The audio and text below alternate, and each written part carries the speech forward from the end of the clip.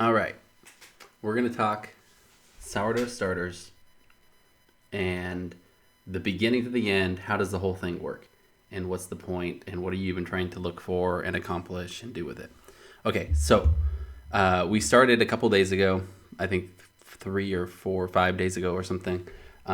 We mixed flour and water, and then we let it sit for a couple days. We mixed flour and water again, let it sit for a couple days. So we're just going to keep doing that. That's basically all it is. Once the once it starts to ferment a little bit and that bacteria starts to grow, it will grow faster and faster. So the way, like right now with the sourdough starter that I use in my loaves today, I feed it twice a day. I do it in the morning and then I do it at night. And I do that forever.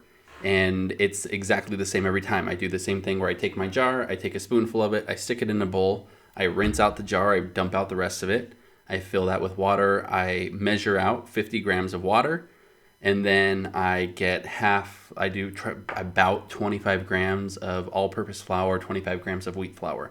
Mix it up. It's going to be really thick. And then I just put it right back into the same jar, put the lid back on, and I stick it on the counter. And just in 12 hours, you'll see it. I actually mark mine with a rubber band. So I put a rubber band over the level of it so that as it grows, you can tell how much it grows. And just in 12 hours, it can grow anywhere from it'll double to triple to quadruple in size inside that jar. That's why I like doing it in the jar, because you can tell actually how much it grew. And once you're at the spot where it's at least doubling in 12 hours, that's when you know that it's ready to go and that you can use.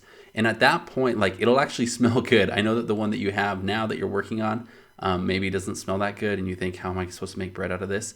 The sourdough starter will actually start to smell pretty good. It'll smell like fresh bread. It'll smell like fresh bread dough, at least. Once it starts, I don't know, thriving more. I don't know what the word is. So, yeah, you'll just do that over the course of the next few weeks. And so today we switched it up a little bit where I put in half white, half wheat, and more flour than water this time. So before, if you remember, we did half cup flour, half cup of water, and now I'm doing equal parts weight-wise, not measuring-wise, not size. So what that works out to be is you can keep doing like a half cup of flour, but do like a third of a cup of water. So 1 spoonful of your starter, third a cup of water, mix that up, add a half cup of flour, so a quarter cup of white, quarter cup of wheat, mix it all up, and then stick it right back in your jar and let it sit on the counter. And then it's 100% going to differ person to person here. You just have to keep an eye on it. Is it growing? And if so, just keep feeding it. That's great. Is it not growing? Then that's fine. Like we can mix it up. There are so many different ways that people do this.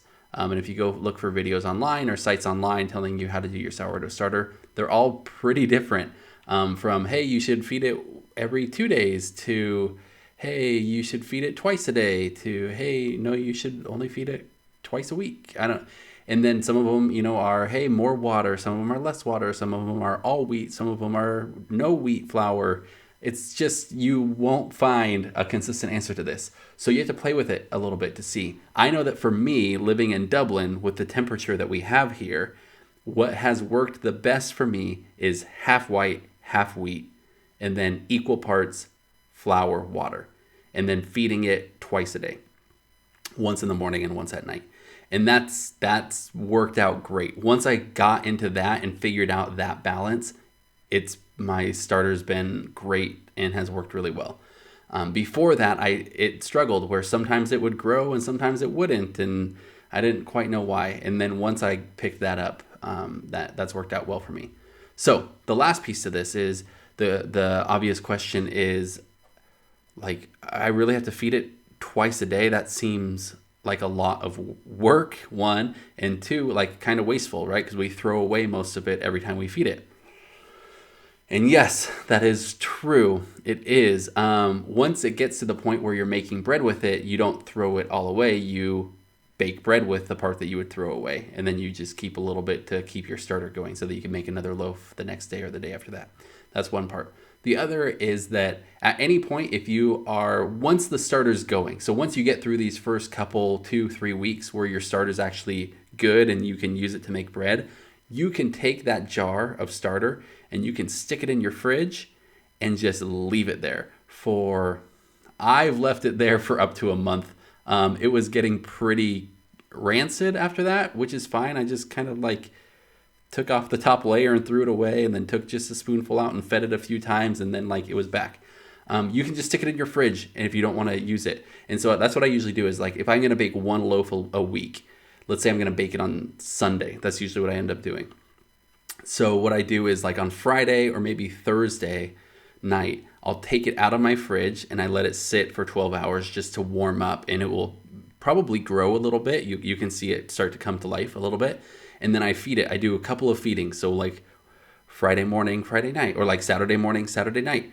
And then once I do that a couple of times and it seems alive and healthy, I will start my loaf, where I take a little bit out, start my loaf, and then I'll put it right back into the fridge for a week or 2 weeks or however long until I'm going to make my next loaf. So that's what I do. That way you only have to feed it once or twice or something a week, which is way more manageable than trying to do it every day. This part at the beginning, when you're just getting it started, you will need to do it every day or every couple days as you're getting it going. So that is sourdough starters. If you have questions, happy to answer them. This is definitely an experiment thing for you as you play with it and try to understand what is working and what's not working. So reach out, let me know what questions you have. Happy to answer them. Let me know how it's going. I'm curious how your starter's doing. Is it bubbling at all? Is it bubbling not at all? And do you feel totally lost, or do you feel like, hey, I think I got this? I'm curious what you guys think and how that's going for you. So we're going to make another loaf maybe later this week. A loaf that's not in a pan, a loaf that is round and looks nice and that you can cut. It's still going to be a white loaf because our sourdough is not ready yet. But it will look nice so that by the time our sourdough is ready, we know how to make good looking loaves with our sourdough. That's the plan. All right. We'll see you later.